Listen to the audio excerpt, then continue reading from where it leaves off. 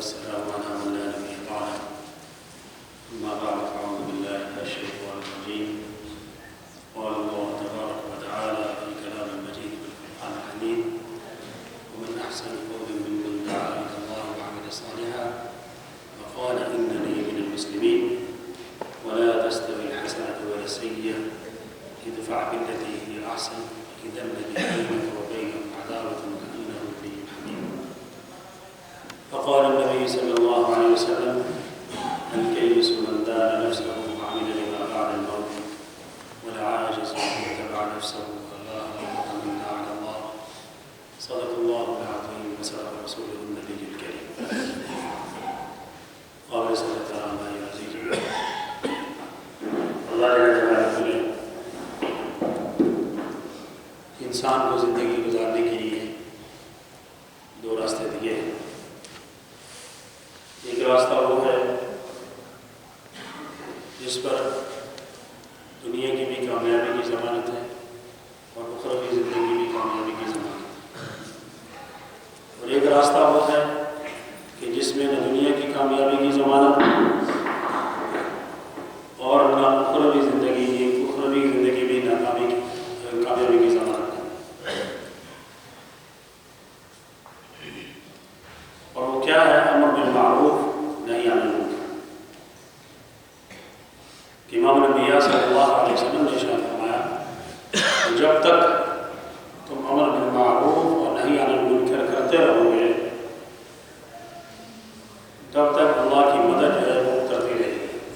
اور جب تم امر بالمعروف اور نہی عن المنکر چھوڑ دو گے تو پھر اللہ تمہارے اوپر ایسے ظالم حکمران مسلط کریں گے کہ پھر تم اگر ان کے بارے میں کوئی دعا کرو گے تو اللہ وہ تمہاری دعا بھی نہیں سکتے. اور امر بالمعروف اور نہی عن المنکر یہ کوئی ایسی چیز نہیں ہے، یہ اپنے روزمرہ معمولات کی بات ہے. یہ کوئی ایسی چیز نہیں ہے کہ جو کاروبار چھوڑ کے، گھر بار چھوڑ کے، ملازمت چھوڑ کے، صنعت و حرفت چھوڑ کے، زراعت چھوڑ کے مسجد میں جا کے بیٹھ جاؤ تب امر بالمعروف ہوگا. نہیں، ایسی بات نہیں.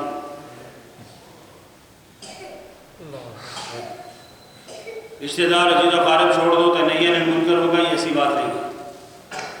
کیونکہ یہ رحمانیت ہے اور اسلام کے اندر رحمانیت جائز ہی نہیں ہے. امام الانبیاء صلی اللہ علیہ وسلم نے بڑے صاف لفظوں میں ارشاد فرمایا ہے: رحمانیت و اسلام. اسلام میں رحمانیت نہیں.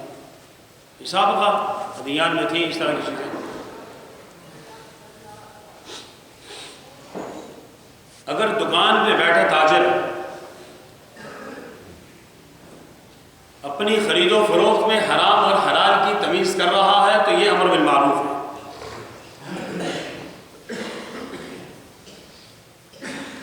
اگر کسی دفتر میں بیٹھا ہوا ملازم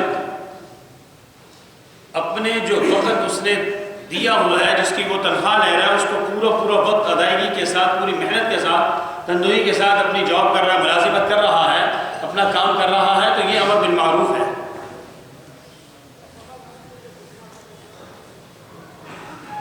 اگر گھر کے اندر والدین کے حقوق کو پورا کر رہا ہے تو یہ امر بالمعروف ہے. بہن بھائیوں کے حقوق کو پورا کر رہا ہے تو یہ امر بالمعروف ہے.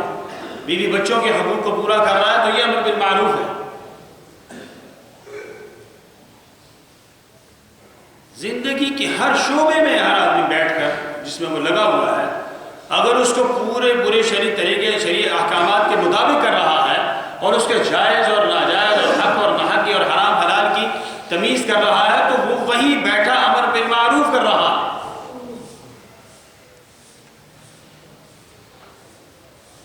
اور اگر حرام سے بچ رہا ہے تو نہی عن المنکر ہے. حقوق کو دبانے سے بچ رہا ہے، حقوق کو پورا دبا نہیں رہا تو یہ نہی عن المنکر ہے.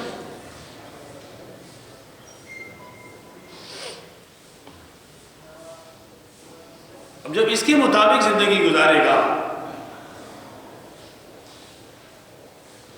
تو پھر اللہ کا وعدہ ہے کہ دنیا کی زندگی بھی راحت، اطمینان، سکون، عافیت والی ہوگی. اور آخرت کی زندگی تو پھر مزہ ہی مزہ. وہ زندگی، آخرت کی وہ زندگی جو کبھی نہ ختم ہونے والی ہے.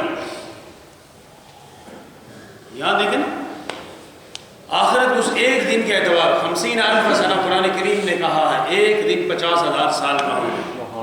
اس اعتبار سے اگر کیا جائے تو اگر 100 سال کی زندگی ہو نا کسی کی 100 سال کی تو 2.5 منٹ میں بیٹھی ہے۔ اور یہاں پر اوسط عمر جو ہے نا 50-55 سال ہے، بندہ گزر جاتا ہے۔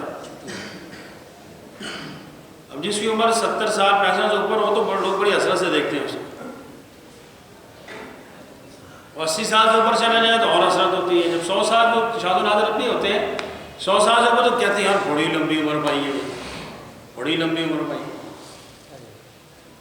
بلکہ یہاں پچھلے دنوں مجھے کسی ساتھی نے واٹس ایپ پہ ایک کلپ بھی سینڈ کیا مجھے، عشاء کوٹ کے کسی علاقے کا، وہاں یہ رواج ہے غالباً 80 سال یا 100 سال کی عمر کو اگر کوئی پا لیتے ہیں کوئی، مطلب جب انتقال ہوتا ہے تو اس کے جنازے پر ڈول ڈما کے بجاتے ہیں۔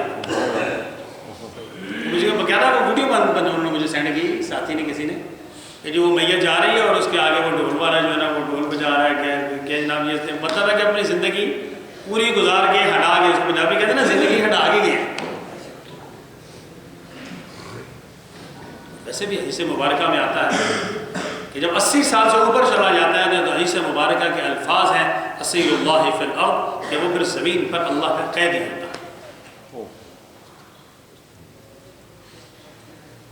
جب 60 سال کی عمر کا پہنچتا تو پھر اللہ اس کی حیا کرتے ہیں۔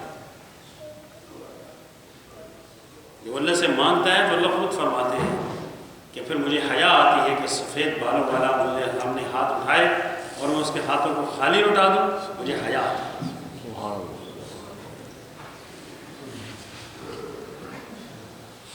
تو وہ زندگی جو ہمیشہ کی زندگی ہے اس کو بنانے کے لیے اللہ نے یہ مختصر سا وقت ہمیں دیا کہ یہ زندگی میری مرضی سے گزار لو، پھر وہ زندگی تمہاری مرضی سے گزرے گی۔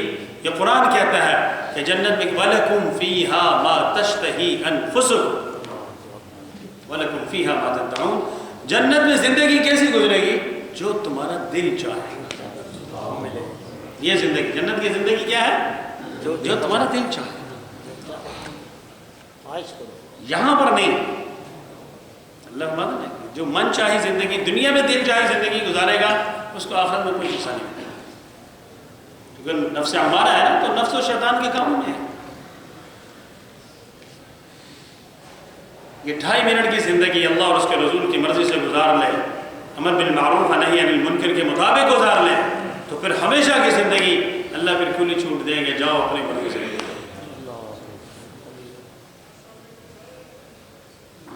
وہاں پر وہ نعمتیں،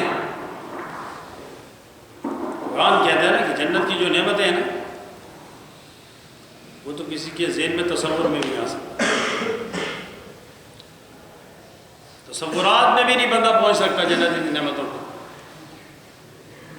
اور دنیا میں کیا ہے، ایک دن بھی اپنی مرضی سے نہیں گزرتا، بندہ چاہتا کچھ ہے ہوتا کچھ، سارے کے سارے اسباب کام ہونے کے ہوتے ہیں، نہیں ہوتا کام۔ سارے کے سارے اسباب کام نہ ہونے کے ہوتے ہیں، کام ہو جاتا ہے۔ اسباب سارے کے سارے نقصانات کے ہوتے ہیں، اللہ وہاں سے فائدہ دے دیتے ہیں، کاروباری لوگ ہیں نا۔ سارے کے سارے اسباب نفع کے ہوتے ہیں، وہاں نقصان ہو جاتا ہے۔ اس کا مطلب یہ ہے کہ یہاں کی زندگی میری مرضی سے نہیں ہے، پیچھے کوئی اور سسٹم ہے، نظام کسی اور کے ہاتھ میں ہے۔ تو کیوں نہ جس کے ہاتھ میں نظام ہے، میں اگر اس کے مطابق زندگی گزار لوں تو وہ خود کہہ رہا ہے کہ پھر میں وہ تیری زبان بن جاؤں گا جس سے تو بولے گا، میں تیری آنکھ بن جاؤں گا جس سے تو دیکھے گا، میں تیرا ہاتھ بن جاؤں گا جس سے تو پکڑے گا، میں تیرا پاؤں بن جاؤں گا جس سے تو چلے گا۔ پھر مطلب یہ ہے کہ تیرا ہاتھ پاؤں دیکھنا بولنا سننا پھر سب کچھ جب میری مرضی کے مطابق ہوگا تو پھر اللہ فرماتا ہے کہ پھر دنیا کی زندگی بھی ایسے دوں گا جیسے آخرت کی زندگی، پھر ہر چیز کو تیرے تابع کروں۔ اور بعض دفعہ ایسا ہوتا بھی اللہ والوں سے ہم جاتے ہیں نا ان کے پاس دعائیں کرانے کے لیے جاتے ہیں، ہم جانا بھی چاہیے، اللہ والوں کے پاس جا کے بیٹھنا چاہیے جیسا بھی ہو۔ بعض وقت مجھے دل نہیں متوجہ ہوتا اس لیے نہیں جاتے، پھر کیا ہے، جاؤ تو صحیح، ایک دفعہ نہیں، دو دفعہ نہیں، تین دفعہ نہیں، چار دفعہ نہیں بھائی، وہ کسی نے وقت تو ضرور آئے گا نا کہ دل متوجہ ہو جائے گا۔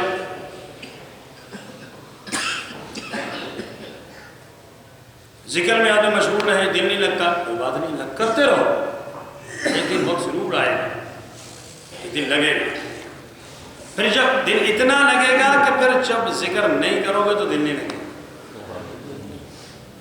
دیکھو نا، ایک فطرتی بات ہے، دنیاوی یہ اغراض کی بات کر رہا ہوں، مثال بنتی نہیں ہے لیکن چونکہ سمجھانے کے لیے ضرور دیتے ہیں، ورنہ کہاں اللہ کی محبت اور اللہ کے ساتھ عشق، اور کہاں یہ دنیا کی محبت ہے اور دنیا کی باتیں، چاند روزے کی غرض کی باتیں۔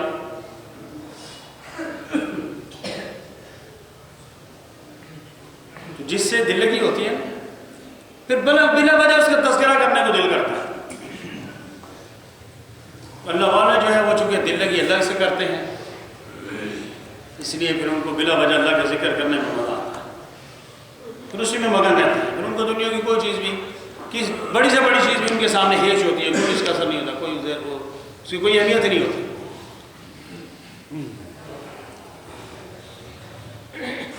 اللہ والوں کی مجالس کے بارے میں علماء نے لکھا ہے، بڑی اچھی مثال دی ہے کہ جب گندم کی خرید و فروخت ہوتی ہے تو جب کھیت سے اٹھائی جاتی ہے، بوریاں بھری جاتی ہیں، اس میں چھوٹے موٹے روڈ کروڑ اور یہ اس طرح کی چیزیں بھی ہوتی ہیں، وہاں کو چھانی نہیں جاتی، تولا جاتا ہے، یہ 2.5 من کی بوری پوری ہو گئی، 100 کلو پورا ہو۔ کبھی کسی نے کہا یار اس میں سے 5%، 30%، 10% جو ہے نا یہ روڈ جو ہے نا یہ نکال دو، یا مٹی جو ہے نا یہ نکال دو، اس کے پیسے ہم نہیں دیں گے۔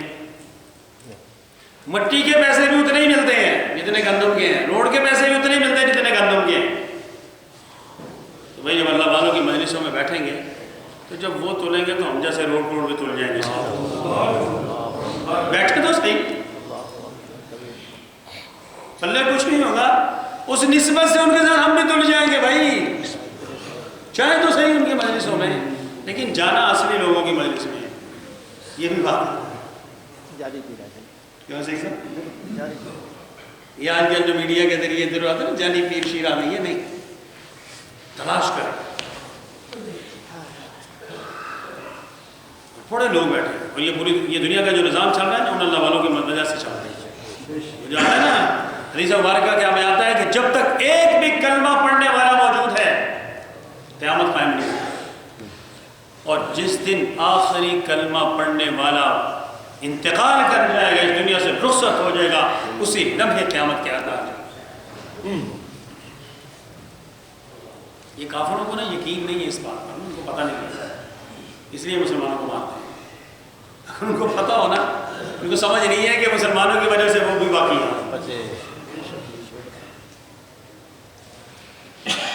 تو یہ وہ لوگ ہیں، وہ اللہ والے لوگ ہیں جو اصل گندم ہیں، ہم جیسے نہیں روڈ روڈ نہیں، اصل گندم وہ لوگ ہیں اللہ والے، ان کی وجہ سے یہ نظام چل رہا ہے، ان کے اخلاص کی برکت سے یہ نظام چل رہا ہے۔